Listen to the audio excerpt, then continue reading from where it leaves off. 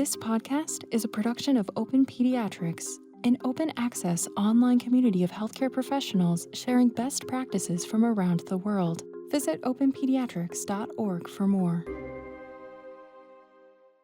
Welcome to the Open Pediatrics World Shared Practice Forum podcast. I'm Jeff Burns from Boston Children's Hospital, and it's a pleasure to have with us today Dr. Daniel Hames. Dr. Hames is assistant professor at the University of Nebraska Medical Center in the Division of Critical Care Medicine.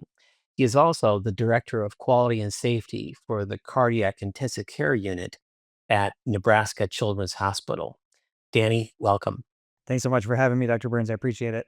Danny, we're here today because you have not one, but two large studies that have been published now in pediatric critical care medicine. In the May issue of Pediatric Critical Care Medicine is your manuscript. You're the first author of a multicenter study looking at the outcomes of newborns following extubation in the context of congenital cardiac surgery. That article is entitled Extubation Failure in Neonates Following Congenital Cardiac Surgery, a Multicenter Retrospective Cohort, 2017 to 2020. And again, that study is in the May 2025 issue of Pediatric Critical Care Medicine. In September's issue, September 25 of Pediatric Critical Care Medicine, is not a follow-up, but a corollary associated study that you ran, where you're looking at the outcome of extubation in children greater than 1 month, again, following congenital cardiac surgery, again, an international multicenter retrospective cohort study over the same period, 2017-2020. And so we wanted to have you on today because this is a very significant achievement. This is an international cohort of 8 centers across the world. And you're reporting a large number of patients undergoing extubation. First, as I discussed, neonates, and you report that outcome experience in the May 2025 issue of Pediatric Critical Care Medicine. And now you report the outcomes of children greater than 1 month in the setting of following congenital cardiac surgery in the same cohort over the same time period, 2017, 2020.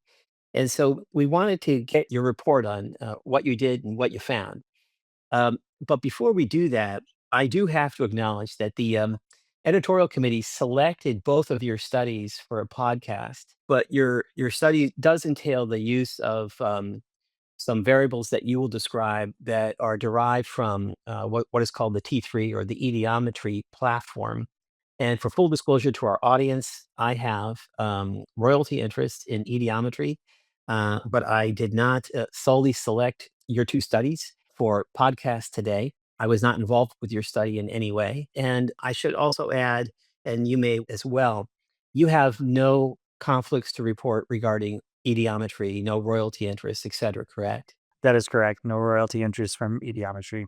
And as I understand it, as you wrote in both articles, you received no funding from ediometry and they had no editorial control over your manuscripts in any way. Is that correct? That is correct. Okay. I just wanted to, get that out of the way for full transparency. So, let's, dive into it, what you did and what you found. And so, of course, the first question is, what was your objective in developing these observational studies? What questions were you trying to answer? And what methodology or approach did you utilize to answer these questions? Yeah, thank you. So this has been a question that has been bothering me for a little while now, and it really melded two particular interests that I have. One is trying to evaluate the non-respiratory organ support that children with congenital heart disease receive from mechanical ventilation. So different from a patient with ARDS who is receiving mechanical ventilation for oxygenation and ventilation. Children recovering from cardiac surgery are receiving a number of different supports. So yes, they receive oxygenation and ventilation, but also some additional cardiac support via afterload reduction, helping to balance the difference between pulmonary and systemic blood flow. And I have always been interested in how we assess how they are ready for extubation using the tools that we have. And I've viewed it as a little bit of a gap in our knowledge base in how we use our traditional assessments of spontaneous breathing trials and apply that to the cardiac population. The second piece of it is factors into the decision making and how we make decisions. And the way that I have explained this to some people in the past is that, a lot of times people will say that the decision of when to extubate a patient comes from clinical intuition. And I would agree with that. But your intuition at the bedside is different from my intuition. My clinical mentors, Peter Lawson and Ravi Tyagarajan, have a different approach when they extubate someone. So, is there a way that we can leverage the large amount of data that we have into a tool that can help us assess patients' readiness for extubation? And so, the primary question that I had were to use these two risk analytics tools, the IDO2 index and the IBCO2 index, and see if there is an association in those indices in predicting extubation failure. And so, the IDO2 index, again, provided through ediometry, synthesizes a number of different inputs, physiologic variables, lab variables, and then puts out a probability between 0 and 100 that a patient has a low mixed venous oxygen saturation. You can set the threshold at 30, 40, or 50. And so it serves as a surrogate for delivery of oxygen. And the second variable is the inadequate ventilation of CO2 index, the IVCO2. And that similarly uses physiologic variables, lab variables, but also ventilator measurements and tries to predict the probability of inadequate ventilation of carbon dioxide, defined as an arterial carbon dioxide above a threshold, usually 50 or 60. And so I wanted to evaluate various thresholds of these because I see them at the bedside, but still I think the clinical utility of them is being developed. And so wanted to evaluate thresholds and their association with extubation failure, but also in the context of some of the clinical variables that we use every day to try to predict extubation failure. And so a group of 8 centers came together, including Boston, Children's Nebraska, Toronto Sick Kids, Aga Khan in Pakistan, Dallas, Children's National, St. Louis, and University of Alabama, to put some data together for a retrospective study. And we use multivariable logistic regression modeling to come up with our initial assessments using both clinical variables and then subsequently with the risk analytics variables. And then we also performed a net reclassification index to see when we added those risk indices to a clinical model, how much better was the model at predicting which patients were successfully extubated and which patients suffered an extubation failure. We're here again with Dr. Danny Hames from the University of Nebraska discussing his two large cohort studies that are published in the both in the May 2025 issue of Pediatric Critical Care Medicine and the September 2025 issue of Pediatric Critical Care Medicine. Danny, what was the overall extubation failure rate for the neonates and then correspondingly for the children greater than 1 month in the context of following congenital cardiac surgery? Sure, thank you. So for the neonates, there were just over 100 patients who met the primary outcome criteria of reintubation within 48 hours. So that was about a 14% rate. In comparison to the published literature of the extubation failure rates for neonates, in this specific category, it actually tracks pretty well. We are, again, focusing specifically on patients who undergo high risk procedures and who are receiving at least some period of mechanical ventilation in the postoperative period. So the broader look at extubation failure rates of critically ill children or critically ill children with heart disease may be lower. But this is a specific high risk population that we're looking at and does track with the rest of the literature. And then similarly for the older children, we had the primary event rate of 79 out of the 922 patients who had met the criteria for reintubation within 48 hours for a rate of around 8.5%. And similarly, when we hone in on this particular subset of population, that tracks, but it is higher than the overall extubation failure rate of critically ill children recovering from congenital heart disease. And again, I think specifically because we're looking at those patients who needed some period of postoperative mechanical ventilation out of the immediate operative period. So, two follow-up questions for you. Um, and again, you're being very clear that the inclusion criteria here and the cohort under study here is following congenital cardiac surgery. And so these are quite ill patients, even for a pediatric cardiac intensive care unit. Um, my two follow-up questions are one is first, what is the message to your colleagues in the pediatric cardiac intensive care unit based on the findings of these two studies? So thank you. So I think that there can be a couple of messages. So one is you can look at the clinical piece that you have 8 centers who pooled data to identify some clinical associations with extubation failure. I think that most folks would not be surprised to find that preoperative exposure to non-invasive respiratory support or preoperative mechanical ventilation puts patients at a greater risk for postoperative morbidity. What I would say that the way that I view that is that may play a role in when you decide as a patient may need to go to the operating room, especially for the neonates. Sometimes they may have a preoperative status that requires them to be intubated and mechanically ventilated ahead of time. Other times, it's a delay in waiting for brain maturation and before going to surgery. And so, I think that the take-home point for that is that you just have to weigh the risks and benefits of waiting for an ideal operative time and potential for accrued morbidity. The single ventricle association with extubation failure, similarly, I think most people would agree that this is a very challenging cohort to manage. And so where I would push or challenge my colleagues in the cardiac critical care community to think through is that these tools, at least as we have defined them with their thresholds, improved our clinical utility in predicting extubation failure. Again, in a retrospective fashion, and at 8 centers who have access to this technology. So the way that I would think about it is in the subset that we know is high risk patients receiving preoperative mechanical ventilation, patients who are single ventricle anatomy, patients who have been intubated for a longer period of time. I think there is a utility in using these tools as an added feature, in addition to your clinical intuition and these clinical features, and identifying patients who are at a higher risk of extubation failure. And of course, the corollary question that I wanted to ask and follow up is, what if what if one of our colleagues out there is practicing in a center that doesn't have the ediometry platform? They can't assess the IDO2 or the IVCO2.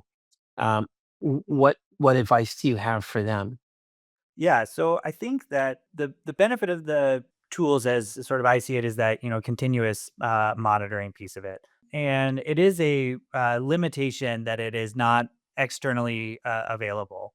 So what I would say for centers that don't have this, as I view it, is that we still have a lot of clinical data that has been pulled together from all of these centers, and there is still some strong take-home messages in identifying patients who you may consider high or low risk for extubation failure and may be able to still think through how you might approach their extubation timing and how you assess them.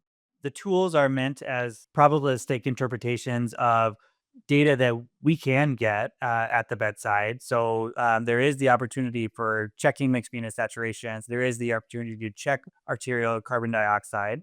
And so, if you are able to check those and they are below these thresholds of 30, 40, 50, or whatever a clinician may deem clinically significant as they're undergoing their spontaneous breathing trials or in preparation for extubation, then I would advise people to use that in their clinical decision making when they're deciding about timing of extubation.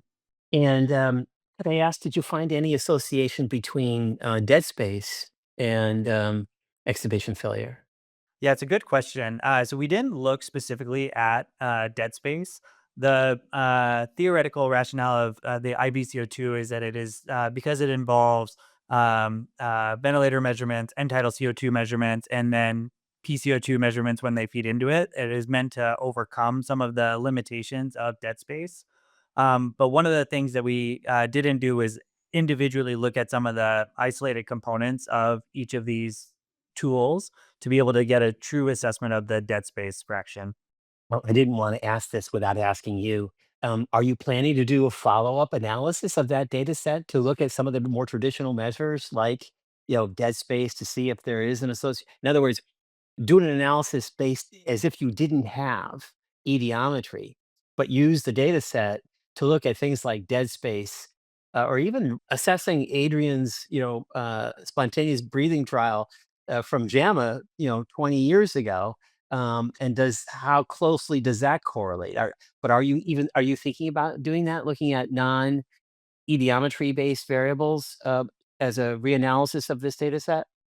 So I've always sort of thought of, yes, doing that, and looking similarly at originally when we put this together, I had wanted the individual components of the algorithms too, the heart rate, the blood pressure, like all of that. But it took so long to get the data that then it was by the time everything came through, I was like, oh, it's already 20. I didn't get the data until the beginning of 2024. And so it was a kind of a rush to get everything done. Because of that. So this, yeah, short answer is nothing planned, but in an ideal world, we would. Well, Danny, what are the next steps here for you and your co-investigators? So we obviously are trying to utilize this large data set kind of as maximally as we can. We do have some data points of risk analytics at other time points during the ventilator reading period. And so we're currently analyzing how that plays into it as opposed to just the pre-extubation period. One of the challenges is that with 8 centers and 8 international centers, everyone has their different extubation readiness testing practices. And so some of the values and variables that we got during spontaneous breathing trials are on different levels of support. But we're thinking through how we might be able to analyze that and add to this story of how risk analytics may help inform or not inform ventilator weaning and readiness for that.